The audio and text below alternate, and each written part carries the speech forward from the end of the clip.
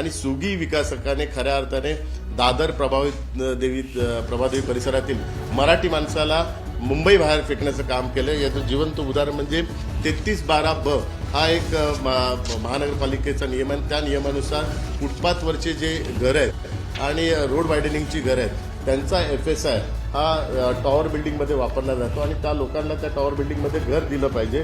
परंतु सुगी डेव्हलपरने त्यांना घर न देता त्यांना काही पैशात त्यांची तडजोड करून त्यांना मुंबईच्या बाहेर काढलं आणि आज शिवाजी पार्कला जेवढे टॉवर आहेत त्या सर्व टॉवरमध्ये त्या मराठी माणसाचे FSI त्या ठिकाणी वापरण्यात आलेलं आहे आणि ते सर्व फ्लॅट हे साधारण 50 कोटी ते 100 कोटी या दराने त्या ठिकाणी विकलेले। आज आपण मरीना बे बघाल, कारण वरळी विधानसभेत येतो, आदित्य ठाकरे त्या ठिकाणी आमदार आहेत, त्यांनी स्वतः जर चेक केलं तर त्या मरीना बेमध्ये मराठी माणसाचाच FSI वापरला, परंतु त्या ठिकाणी अमराठी लोकांना हा सगळा FSI दिलेला आहे। आपण जर रोड वायडनिंगमधले मराठी लोकांची नावं वाचली तर या ठिकाणी सुजाता साळवी असेल, चारुदत्ता शिवाजी पाटील, या ठिकाणी मयुरेश परब, सदानंद मयेकर असे कित्येक मराठी माणूस आहेत।